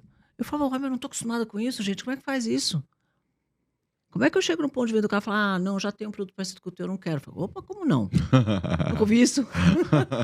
Olha que louco. E aí é que eu fui me dar conta de quanto eu tinha entrado numa zona de conforto no meu tipo de trabalho que eu fazia. E o meu treinamento era chegar lá e falar que isso aqui é novo, diferente, a Cris Arcanjo que faz, tá? E vendia. Desafio. Porra, veja só. Aí eu como é que é isso? Porque a gente que criou essa categoria dos produtos com colágeno, com o mesmo jeito que eu criei a Phytoeros, o primeiro shampoo natural, com o mesmo jeito que eu criei o primeiro shampoo orgânico. Então era sempre primeiro, com um monte de inovações, um produto que não tem igual. Olha, isso aqui você quer? É a primeira vez que tem colágeno em pó. Porque antes era creme, tá? Agora nós vamos fazer em pó. A gente lançou a categoria. Tudo bem, tem uma dificuldade você ter que explicar ao mercado, mas o ponto de venda, que está esgotado de produtos parecidos, fala, nossa, é um oásis, vou comprar um produto novo que não tem nada parecido. E vamos testar esse produto novo para ver se isso aqui... Eles adoram testar coisa nova, que tem inovação, que tem coisa... Então, todo mundo compra, 100% das pessoas que aparecem com o produto compram. Então, você escolhe o cliente, você escolhe o canal de venda, você escolhe onde você quer fazer. Escolhe o teu volume, escolhe o teu preço, tua margem. Maravilhoso. Sensacional. Aí, de repente, você entra num momento onde, peraí, já entrou gente copiando. Aí copiaram até minha marca, né? Copiaram a marca, usaram minha imagem para vender produto de terceiro. Eu tenho briga na justiça até hoje com isso. E os caras copiam a marca, copiam isso, copiam... Porque Beauty Drink é uma marca registrada, que eu criei em 2009 e está registrado no mundo inteiro. Tem registro no NPI, tem registro em 100 países. E tem gente, cara de pau, que lança produto chamado Beauty Drink, que tá tudo certo, acho que tudo bem, entendeu? Então, lá vou eu ter que brigar na justiça para explicar e tal. Isso está acontecendo. Mas, aí lança, cara, com o mesmo nome, com a mesma marca, não sei o quê, e põe lá para vender. E aí, como é que você volta para o ponto de venda e fala, olha, eu que sou tal coisa, do quê? Eu tive que aprender a trabalhar de novo. Mas eu vejo que Então, isso é uma vantagem. O Peter Drucker, ele falava uma coisa que eu tento aplicar pra caramba. Aprenda algo novo a cada 3 anos. E o que eu fiz? Eu comecei a fazer jiu-jitsu, né? que legal. E além de ser um excelente esporte, terapia e tal, que você sai de lá, né, muito mais leve, é um lugar onde ninguém conhece o Thiago Reis. Ninguém pede pra tirar foto comigo. Muito pelo contrário, os caras me estrangulam lá, entendeu? Te matam de paulada, literalmente. Ninguém acompanha o Thiago Reis na internet. Então você tem 2 coisas. Primeiro, você trabalha com o teu músculo do aprendizado, que é o que você falou, você se provoca a aprender, mas quantas pessoas aí estão sem ler um livro há anos? Cara, pra mim o aprendizado é igual ao teu bíceps. Se você não estiver treinando ele pra aprender, e outra, quando você vai pra um contexto, um cenário, o bom de você ser investidor é isso, né? Que você vê muito contexto de negócio diferente e isso oxigena o teu próprio negócio. Então, quando você vai para um campo completamente diferente do teu, que você é um neófito, que você não sabe nada, além de você exercitar a tua humildade, né? Que você é o pior agora da mesa, né? Você ainda olha para uma outra perspectiva do tipo, cara, ainda consigo aprender muita coisa. É bom quando a gente se desafia, né? Muito. Eu adoro. Eu falo que eu Muito. sou movida a desafio. Hoje eu aprendi que é mais do que o desafio. É você gostar da curiosidade, né? De você ser curioso, de querer aprender. Eu aprendi isso hoje. Num papo que eu tive aqui com um tubarão. Que me falou, Daniel Castanho, ele falou pra mim, inove, cresce quem é curioso. E a pessoa que é preguiçosa não é curiosa. Não tá nem aí. Né? E quando você é curioso, como é que funciona aquilo? Como é que eu posso fazer isso melhor? Mas como é que é aquilo lá mesmo? Você começa a estudar sobre uma coisa que você está curioso. E aí você aprende. Se você não tiver curiosidade, você não sai da tua zona de conforto nunca. Nunca. E aí eu falei, puxa, não é que eu sou uma pessoa que gosta de desafio. Eu gosto de um desafio, mas é mais do que isso, eu sou uma pessoa curiosa mesmo. Quando eu vejo um negócio que é diferente do que eu conheço, eu já fico louca para querer estudar isso. Né? De querer fazer, como é que faz isso? Como é que funciona isso? Não, e ao mesmo tempo, eu acho que aquilo que eu tava te falando, né? Que o meu desafio com o time é puxar a barra pra cima, né? Porque o time, naturalmente, eles vão tentar ir pra uma condição onde eles executam que eles estão sob controle. Eles não querem uma meta de 150%. Não, Thiago, não quero. E aí o teu trabalho como fundador, como investidor, como gestor é, cara, como é que eu puxo um pouquinho esses caras pra cima, né?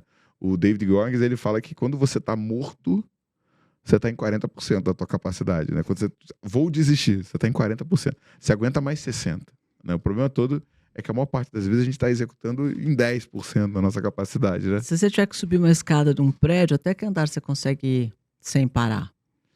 Eu consigo até o 15. Tá bom, então sua meta é 20. Você tem que ir, você tem que chegar no último andar, não morto, porque se você morrer também não resolve nada, mas você tem que andar 5 andares mais para cima para fazer um esforço acima do máximo que você consegue fazer, sabe assim? Cara, e eu conto uma história que é o seguinte: a primeira empresa que eu vendi, tinha um cara que trabalhava nela, que dava 17h45, ele desligava o computador. 17h50 ele levantava e escovava o dente no banheiro. 17h55 ele começava a guardar as coisas dentro da mochila. 17h56 ele cumprimentava as pessoas. 17h58 ele parava na frente da porta e ficava. Olhava pro relógio, olhava pra porta. Olhava pro relógio, olhava pra porta. Ele queria que desse 18 em ponto, pra ele não ficar nem um segundo a mais dentro da empresa. Nossa. Eu, obviamente, queria dar uma cadeirada nele, né? Porque ele era um monumento à desmotivação e também avisava todo mundo que estava na hora de ir embora. Um belo dia, eu já tinha virado sócio da empresa e tal. Um belo dia, esse rapaz me chamou pra almoçar. Né? Eu falei, cara, não queria, mas eu falei, vou, né? E eu fui no caminho do escritório até o restaurante, preparando as justificativas do porquê que ele não merecia um aumento. Eu falei, na certo, vai me pedir um aumento, né? Ele não merece um aumento porque não é motivado, porque ele não corre atrás, por causa disso, por causa daquilo. Sentamos para comer. Ele virou para mim e falou assim, Thiago, como é que você faz as coisas que você faz? Você começa a descrever as coisas que não existem como se elas já existissem. No início, todo mundo acha que é coisa de maluco. Do nada, esse negócio que você falou que ia acontecer, que todo mundo achava que era coisa de maluco, começa a se tornar realidade e tá todo mundo junto contigo executando. De onde você tira essa vontade? Eu não consigo fazer isso. Eu, obviamente, não tinha uma resposta para essa pergunta. Eu tinha uma resposta do porquê que ele não merecia um aumento, né? Porque foi para isso que eu me preparei. Eu lembro que eu voltei para casa esse dia pensativo e eu voltei Eu faço isso mesmo? prestando atenção. Aquele dia eu queria fazer, aconteceu assim. Outro dia eu queria aumentar em 10% a conversão, aconteceu assim. E depois de muito me interrogar e me entrevistar para tentar descobrir, eu percebi que eu nunca estou executando pelo momento atual. Eu estou sempre com uma visão muito clara de onde eu quero chegar, só que eu sinto o cheiro de onde eu quero chegar. Né? Eu quero abrir capital, sabe? Se vai ser B3 ou Nasdaq, eu não sei. Mas eu vejo ali o botão, eu sinto o cheiro da bolsa. E eu não tenho nenhuma dúvida que eu vou chegar lá. Eu só preciso continuar executando. Então, como eu tenho uma convicção muito forte para onde eu estou indo, que nem Maldivas, eu sabia. Se eu prospectar 600 pessoas, eu vou para Maldivas. Ponto final. Então, eu acho que o grande desafio das pessoas para elas conseguirem aumentar o seu nível de execução, cara, é enxergar o que elas querem. Só que sabe o que acontece? Eu tava fazendo um vendedor meu me botou numa reunião de vendas com um empreendedor, desses gêniozinho, criou um negócio incrível. Eu perguntei para ele assim, aonde você quer chegar? Ele falou, então, cara, eu tinha um problema aqui porque eu precisava produzir o conteúdo para a plataforma e sei lá o quê, mas esse eu resolvi. Falei, aonde você quer chegar? Então, por conta de ter acontecido tal coisa no mercado de tecnologia, a minha meta esse ano é manter o resultado. Eu estou te perguntando aonde você quer chegar. Eu não estou perguntando aonde você está e o que você vai fazer. Eu estou perguntando aonde você quer chegar. Aí ele parou e ficou assim. As pessoas não sabem onde elas querem chegar. E eu tenho uma teoria, que tem duas possibilidades. O primeiro, a pessoa tem uma insegurança de construir uma visão audaciosa demais e as pessoas rirem. Porque eu tenho certeza que quando eu falo que eu quero ir para Bolsa de Valores, eu vou falar que Thiago Reis, cara, Bolsa de Valores, cara. Tijucano, cresceu do lado da favela. Não tem isso na Bolsa de Valores. Então a primeira coisa é esse medo do julgamento que a gente vai ter. E o segundo medo é o medo da frustração. Porque se eu crio uma expectativa muito alta, eu não chego lá, né? Como é que eu vou lidar com isso? Cara, porra nenhuma. Pior coisa que tem é você ter uma vida medíocre, se condicionando a aceitar a tua realidade, esperando dar 18 horas, esperando dar sexta-feira, esperando dar feriado, esperando chegar às férias. E aí você vai ficar velho, você vai chegar no final da tua vida, e você vai ver que você passou a vida esperando por um negócio que nunca chega. É o Bruno Hora, que é muito nosso amigo. Eu adoro o Brunão. Bruno maravilhoso. Ele Vamos falou usar pra com ele mim amanhã. que ele nasceu na favela. E disse que a mãe dele dizia pra ele, você vai ser garçom ou vai ser... Era garçom ou pedreiro, eu acho. Nunca assim. Era garçom ou pedreiro. Tinha duas profissões. Qual você quer ser, meu filho? Eu falei, não quero ser nenhuma das duas. Não, só tem essas duas. Não tem outra. Você quer garçom? Pergunta pra ele. Você quer garçom ou quer ser pedreiro? E é uma crença limitante que põe na criança desde pequena. Você quer ser garçom ou quer ser pedreiro? Só tem essas duas, porque nós nascemos na favela. Ou você vai ser garçom, ou você vai ser pedreiro. Qual você quer? Você imagina isso. O cara hoje tem 15 bilhões de administração, uma empresa com 43 filiais, 2 mil funcionários. Aí ele falou, eu poderia ter ficado ali no garçom, no pedreiro, porque eu ouvi isso a infância inteira, Cristiana. Aí eu fui ser bancário. Aí eu estava lá no bancário com meu amigo, meu sócio, que é o sócio dele até hoje, que era bancário também com ele no caixa do banco, e falava, nós vamos ter uma empresa assim, assim. Imagina se alguém acha que é possível um menino que veio da favela, que podia ser garçom ou pedreiro, que por acaso já virou bancário, que nem era para ser, hein? Tá lá de bancário, no caixa do banco, e fala, eu vou fazer um negócio assim, assim. Aí ele falou que ele ficava lá prestando atenção em tudo que estava errado naquele negócio do banco. Isso aqui não tá certo, isso aqui que eles fazem não vai dar certo, isso aqui não é bom, isso aqui o cliente não gosta. Olha que louca a história dele. Aí ele fala pro vizinho bancário dele, do caixa, vamos abrir um negócio? Conta isso para alguém e vê se a pessoa vai achar que isso vai dar certo. Eu acho que a ignorância é uma dádiva, sabia? Porque se a gente entendesse o quão difícil vai ser, o quanto de porrada você vai tomar, o quanto complexo é. Sem comer, porque ele falou, eu larguei o salário de bancário do caixa que eu ganhava e pagava minha conta e levava para minha mãe um pouquinho e pagava meu dinheiro por da condução. Eu larguei aquilo para começar um negócio. Aí eu não tinha dinheiro nem para comer. E o Leonardo Castelo? Igual. Dormia onde? No fundo do galpão lá e não tinha dinheiro para comer. Ou ele punha gasolina na Kombi ou ele comia. E 5 anos vivendo assim. E você pega e como esses, o Salume da Wine, a mesma coisa, dormiu no depósito dele. Hoje está a maior distribuidora de vinho da América Latina. Todo mundo ficou sem comer 5 anos. Quando eu comecei meu negócio lá de shampoo com uma batedeira que eu comprei na padaria, e fabricava 30 quilos por vez, e eu falava que eu tinha uma fábrica de shampoo, as pessoas, fábrica era uma casa com uma meia dúzia de mesa de cozinha. E o cara falava assim, para transportar o produto era na mesa de cozinha, não tinha mesa transportadora. Aí as pessoas, como é que você vai fazer isso? Eu não sei. Meio do plano cruzado, tudo errado. Tudo errado. Tudo sem conhecimento nenhum, era dentista, não sabia o que fazer, não sabia o que era almoxarifado. Não sabia o que era uma nota fiscal. E é isso, eu acho que é isso mesmo, a ignorância é não tanta saber. que você vai fazendo, não sabe nem como. Eu lembro que meu pai, eu tinha lá fazer essa fábrica, né? Então, lá para batedeira e tal, tinha um sargento aposentado da polícia que batia as coisas para mim lá. E eu naquela sala, tentando entender como é que vendia, como é que fazia e tal. E tinha um monte de bombona em volta de matéria-prima. Então ele ia lá, pegava a matéria-prima e ia lá bater os negócios. Tudo bombona pequenininha, porque era o dinheiro que eu tinha. Fazer pouquinho por vez, era assim. Aí um dia ele veio e falou, precisa de tal coisa. E eu não tinha. E o bolo estava na batedeira lá e não tinha o tal produto que faltava. Aí eu falei, não, isso não pode acontecer mais, porque eu não posso ficar perdendo lote desse jeito. Fui na Tokstok, comprei umas estantes de metal, pus as minhas bombonas todas arrumadinhas lá na estante de metal, pus um papelzinho embaixo, quantos quilos tinha lá em cada bomboninha, e falei, agora eu sei, cada vez que tirar produto, eu dou uma reduzida aqui, já sei quanto tem, né? Tá bom. Aí fui para casa, já tá com meu pai. Meu pai tinha uma construtora de oleoduto. Aí cheguei lá e falei, pai, olha, resolvi meu problema. Eu estava com um problema, resolvi. Ele falou, o que aconteceu? Eu contei essa história. Ele olhou para mim e falou, que legal, você acabou de inventar o almoxarifado. Aí que eu descobri que eu era tão ignorante que eu não sabia que existia almoxarifado. Então, assim, quando a gente começa, a gente é ignorante mesmo. Eu acho que Deus ajuda, né? Porque fala, nossa, ajuda essa coitada. Tem um livro que eu vai gosto quebrar muito. Imprimir 5 minutos. Do Tim Ferriss, né? Que é o Ferramenta de Titãs, que é meio que um compilado das entrevistas dos podcasts dele. Só que ele fala que o objetivo dele é entender o padrão das pessoas de sucesso, né?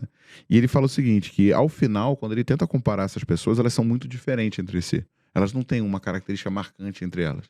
A única característica que se repete em todas é a incapacidade de desistir, mesmo quando tudo dá errado. Então, se você pegar qualquer empreendedor de sucesso, o que ele fez? A maior parte das vezes ele insistiu mais do que a média. Ponto final. Vai ter uma visão, tem uma inspiração, teve a ideia e tal. Mas assim, cara, tudo que você vai fazer vai dar errado muitas vezes antes de começar a dar certo. Gente, eu ia pra Mesbla, eu saía de São Paulo, a Mesbla era a maior loja de departamento do Brasil, e era formadora de opinião para cosmético. Tudo que tinha legal de cosmético tinha lá.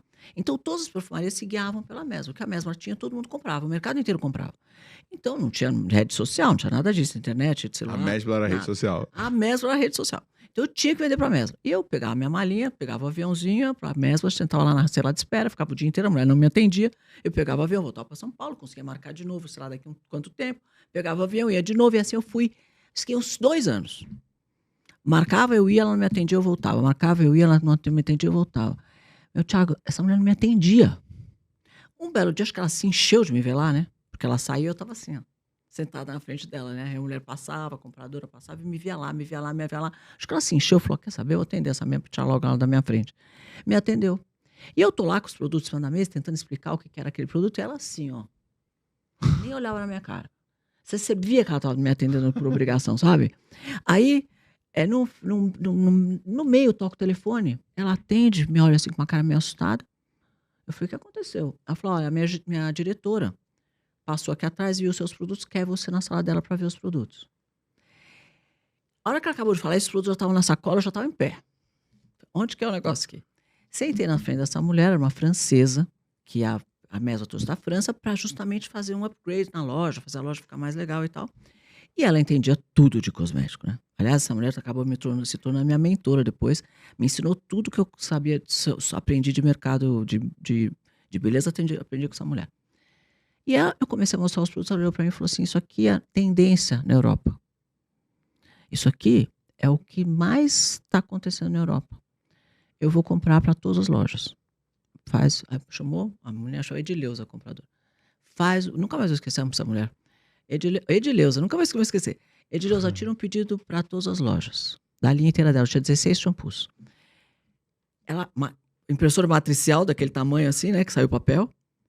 Eu fui no avião com aquele papel em cima do colo Eu olhava pro papel, o papel olhava para mim e falava, como é que eu vou entregar isso aqui? Com a minha, com a Agora minha você tem um novo batedeira problema. de 30 quilos e a minha mesa de padaria.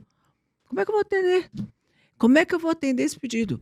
Eu cheguei na fábrica, tinha 4 funcionários. Todos os meus 4 funcionários. Falei, gente, é o seguinte, eu tenho uma boa e uma má notícia. A boa notícia é que nós pegamos um pedido da Mesma para 46 lojas. A má notícia é que eu não sei como é que nós vamos entregar esse negócio. Nós vamos ter que se virar, não sei como. Eu não tinha capital de giro para comprar matéria-prima. Eu não tinha estoque, eu não tinha nada para fazer aquilo. Nada. Não dava para fazer. Eu fiz e entreguei. Como eu fiz, se você me perguntar hoje, eu não lembro mais. Mas eu fiz e entreguei.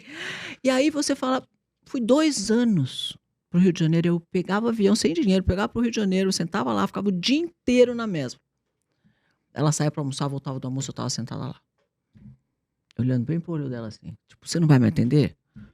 Eu marquei hora, não é que eu ia lá de bobo, eu marcava horário, ela não me atendia com horário marcado. Essa mulher me maltratou.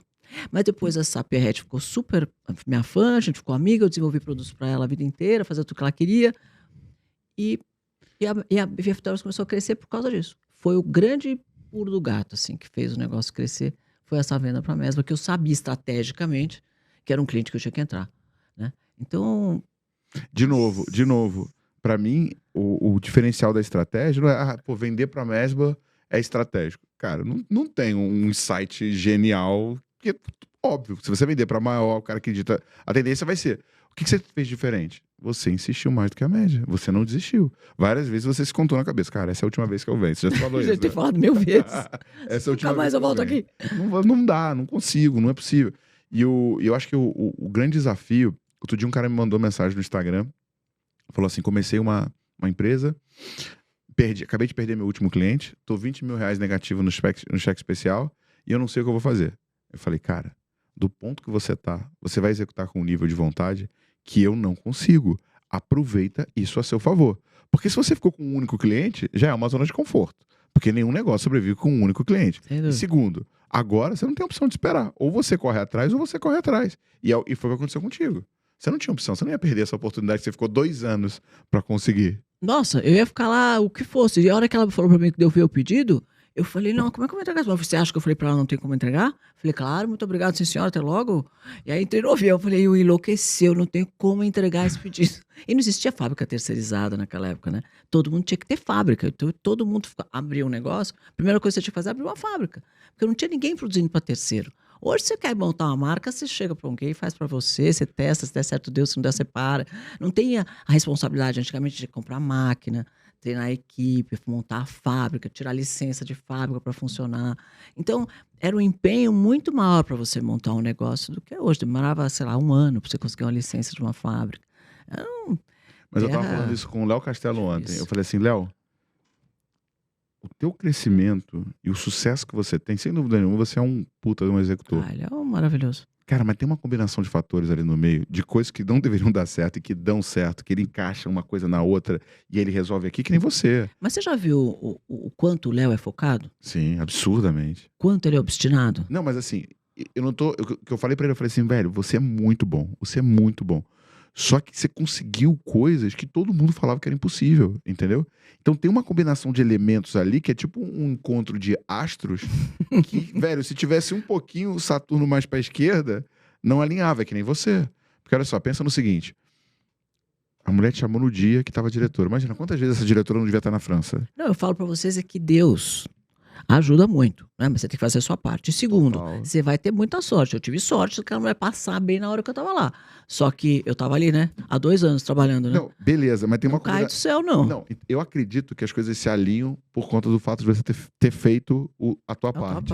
Mas você pensa no seguinte, se a compradora não fosse francesa, fosse brasileira, será que ela ia saber que tem uma tendência lá fora? Ah, não ia saber. Outra coisa, se é um comprador brasileiro, será que ele não ia perguntar como é que é a tua capacidade produtiva da tua indústria? O francês, ele fala assim, não, pô, todo mundo é profissional. A França, todo mundo é profissional, ela deve ser profissional. É verdade. Então, assim, tem uma combinação de elementos... Você fala, eu quero visitar a sua fábrica para fazer esse pedido. Eu falo, nossa, eu não tenho nem fábrica, amiga. É um sobrado na Vila Olímpia com meia dúzia de uma mesa de cozinha e uma batedeira de 30 quilos. E a minha visão é que o empreendedor, ele tem que criar essa visão, que nem eu tô falando aqui. Eu quero abrir capital. E se colocar numa posição de execução. O caminho que ele vai percorrer, ele não sabe. Ele não sabe quem que vai abrir a porta. Poderia ter sido uma outra loja de conveniência, mas se você insistir por tempo necessário, fazendo a tua parte, cara, não tem ninguém que não consegue.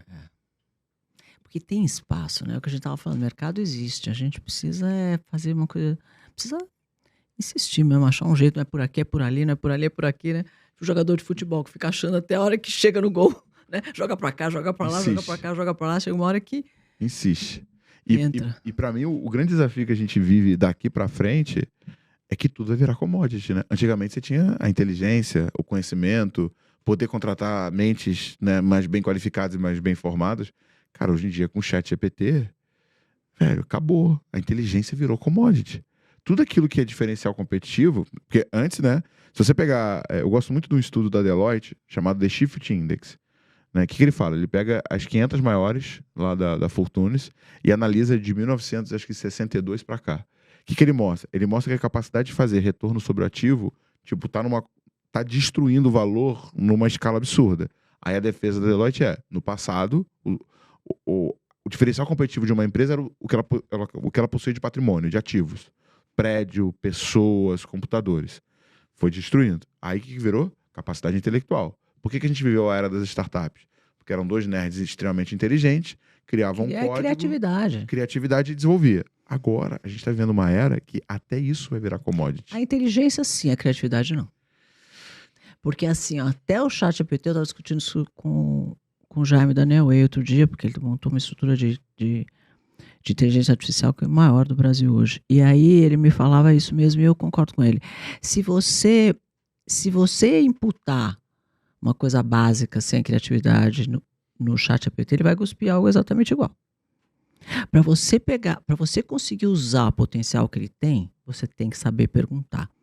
E tem que saber perguntar de forma criativa e estratégica, porque você tem uma resposta que realmente vai ser uma resposta uau, que vai fazer mudar você de patamar. Porque senão você não consegue usar nem a inteligência dele. Mas então, assim, eu não sei se eu concordo com isso, sabe? É que você é o maior usuário de ChatGPT que tem, né? Assim, o ChatGPT ganhou não o ChatGPT, né? Mas uma inteligência artificial baseada no OpenAI ganhou um concurso de arte, né? Concebendo uma obra de arte. Mas como é que o cara pediu para fazer aquilo?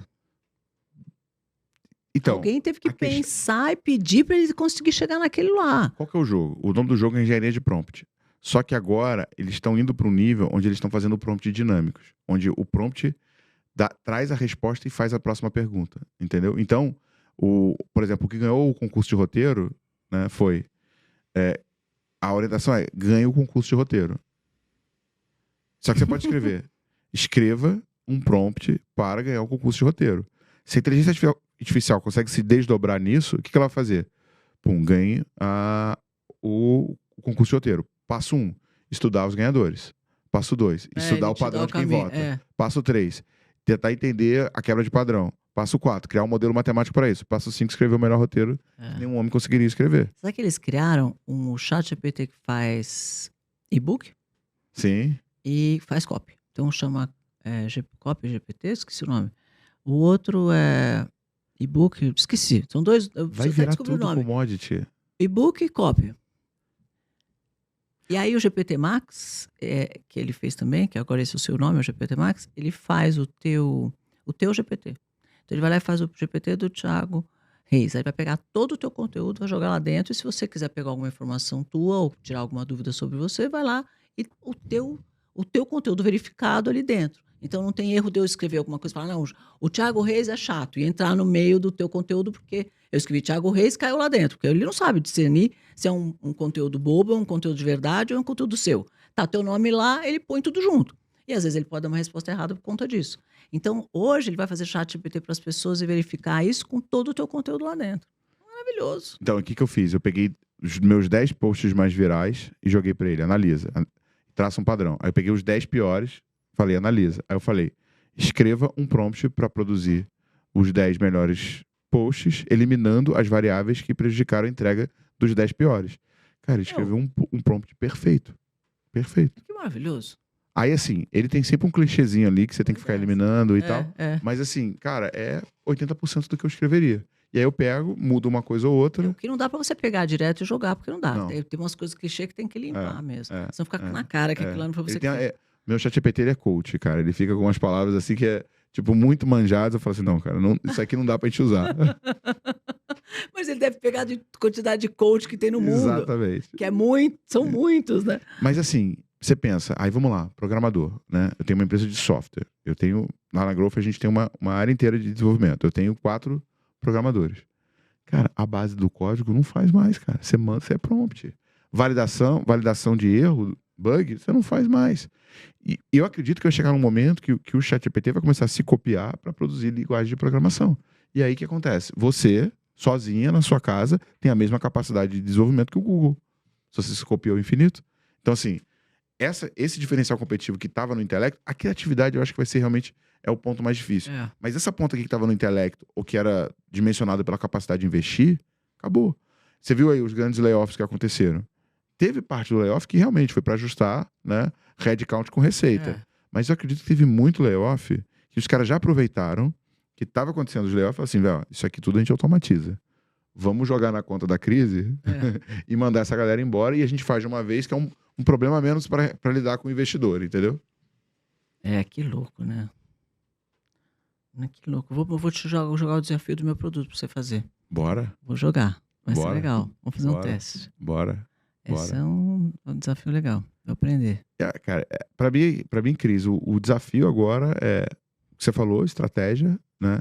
Não ficar fazendo trabalho braçal, trabalho manual, porque hoje em dia você consegue automatizar praticamente tudo, né? De uma foto que você me marca a uma resposta no WhatsApp. A gente tem uma automação nova que eu estou fazendo que eu consigo te mandar uma foto de um copo de café escrito teu nome, né? E eu automatizo uma ligação em tempo real. Você cadastrou, você já recebe uma ligação. Essas coisas, elas vão se tornar cada vez mais comum.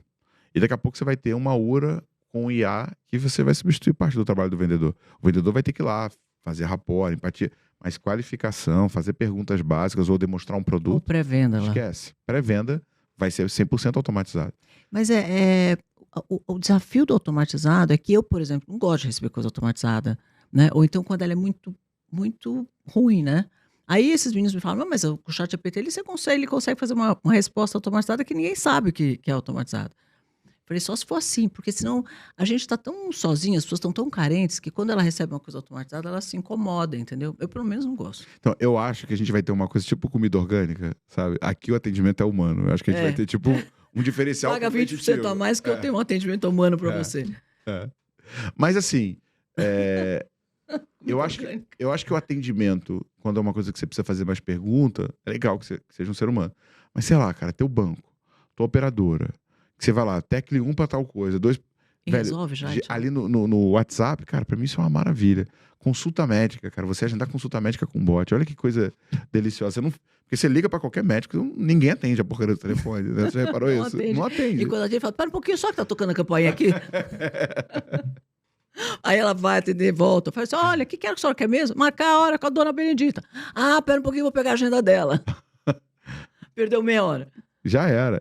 E detalhe, cara, outro dia eu agendei uma consulta toda pelo WhatsApp, aí chegou no dia, me avisou de manhã, que é uma excelente ferramenta, chegou um pouco, sei lá, no meio-dia, falou, você realmente vai? Aperte 1 para remarcar e tal. Então, assim, já libera a agenda do médico, entendeu? E fica me lembrando que eu tenho que ir, cara. Eu achei incrível isso. Ai, que maravilhoso. Você vai ter que voltar aqui 1000 vezes, Vambora. porque tem muito ensinamento pra gente. Deixa uma mensagem maravilhosa aqui para nosso Olha, tubarões. Tubarões, o principal ponto é que o resultado que você não tem é pelo aquilo que você não sabe. Então, tem 2 pontos aqui que a gente falou muito. Primeiro, criar visão, né? Porque se você... Por que a Smart Fit, a galera assina, pagou o ano inteiro e só vai uma vez? Porque a tua cabeça, ela tá sempre analisando esforço e retorno. Ir pra Smart Fit um dia, esforço. Qual que é o retorno? 0. Humilhação, ácido lático, dolorido e percebe que tá todo mundo em forma, menos você, né? Agora, por outro lado, assistir Netflix. Pro teu cérebro, qual que é o esforço? 0. Qual que é a recompensa? Altíssima. Nossa. Né? É igual como se você estivesse vivendo aquilo ali. Por que as pessoas não executam como poderiam? Porque elas não criam a visão de onde elas querem chegar. Agora, vai criar uma visão, sonhar pequeno ou sonhar grande dá o mesmo trabalho, cara. Pô, mira na lua, entendeu? Porque se você errar, você tá entre as estrelas. Então, assim, coloca uma visão relevante. Porque se você quer aumentar o teu nível de execução, você tem que ter a recompensa que vale a pena você ter o nível de execução mais alto. Então, estuda, corre atrás, o conhecimento nunca teve tão disponível e constrói visão. Porque Porque se você insistir pelo tempo necessário, não tem nenhuma porta que não vai abrir para você. Maravilhoso. Thiago Reis. Olha que, gente, que delícia. A gente bateu um papo que a gente ficou aqui 1h30 conversando e nem sentiu o tempo voou. passar, porque foi delicioso mesmo. A gente sempre tenta fazer mais ou menos 1 hora e tal, mas olha aqui, não deu para parar, porque foi muito bom isso. Eu teria ficado mais 2 horas conversando com ele. Muito delicioso. Muito obrigado por você ter Eu que vindo. agradeço. Gente, conversamos com o Thiago Reis. Você não esquece de ligar aqui a notificação para você ser notificado de todos os nossos vídeos, de também dar um like nesse vídeo, porque foi maravilhoso mesmo, né? Aprendemos muito com o Thiago. E olha, compartilha, porque muita gente precisa saber como é que vende mais e lucra mais. Então, não pode perder, não pode deixar de seguir o Thiago Reis, porque todo mundo precisa vender, né? Empreendedor precisa vender, e só assim para crescer suas vendas. Beijo no coração, até a próxima.